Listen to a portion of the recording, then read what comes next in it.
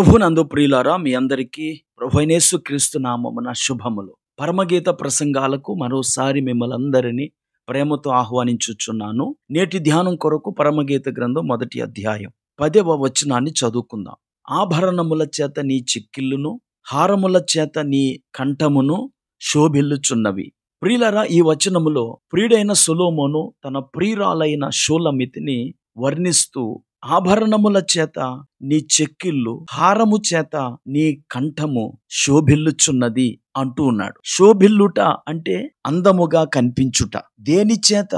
ఆభరణముల చేత. ఈ ఆభరణములు అంతఃపురములోనికి వచ్చిన షూలమితికి రాజు ఇచ్చినటువంటి ఆభరణాలు. ద్రాక్ష తోటకు కావలి కత్తిగా ఉన్నటువంటి షూలమితి అక్కడ ఉన్నప్పుడు సామాన్యురాలుగా ఉండింది.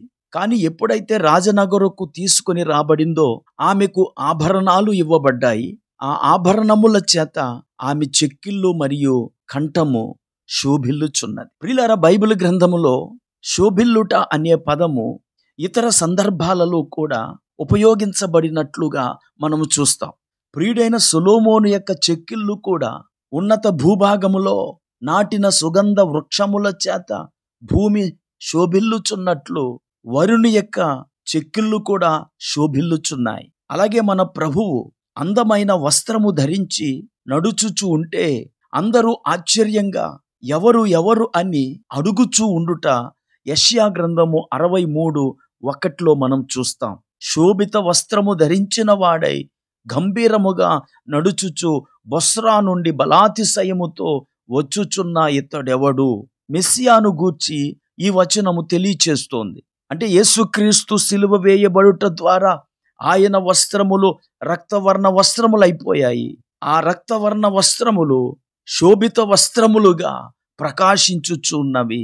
వాటిని ధరించిన మన ప్రభువు గంభీరమైన వాడు. ప్రజలను రక్షించినటువంటి విజయము ఆయన ముఖములో కనబడుతుంది. ప్రియులారా, దేవుడు శోభాయమానమైన వాడు. ఆయన ప్రేమించిన తన సంఘమును కూడా ఆభరణములిచ్చి ఆయన శోభిల్ల చేయి దేవుడు. యెషయా గ్రంథము 60వ అధ్యాయము 15వ వచనంలో నిన్ను శాశ్వత శోభాతిశయముగా బహుతరములకు సంతోష కారణముగా చేస్తాను అని దేవుడు తన సంఘానికి వాగ్దానం చేస్తూ ఉన్నాడు. ప్రియులారా, మనము దేవునిని అంగీకరించిన తరువాత ఆయన మనలను అలంకరించు దేవుడై ఉన్నాడు. ప్రియులారా, ఇక్కడ నేను చెప్పే అలంకరణ బాహ్య సంబంధమైన వస్తువులు అనే అలంకరణ కాదు. దేవుడు మనకిచ్చే అలంకరణ ఆధ్యాత్మికమైనది.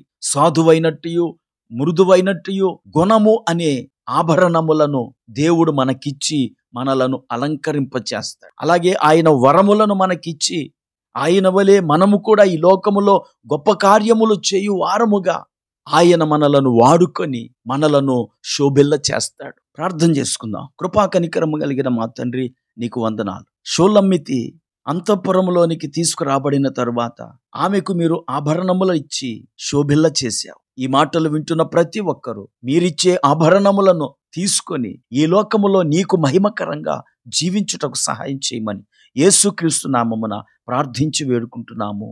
ఆమేన్.